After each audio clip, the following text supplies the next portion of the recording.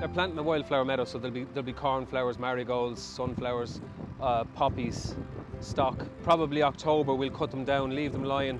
They'll self-seed and then they'll come back again next year. So Kieran is watering the ground.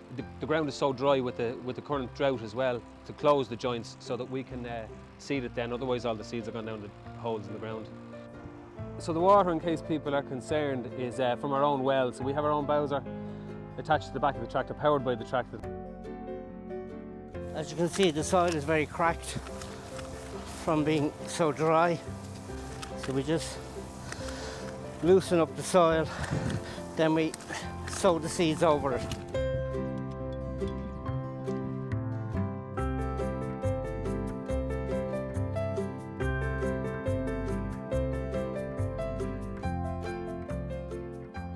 It should flower July, August, as long as we keep it well watered, and and as long as the birds don't eat it.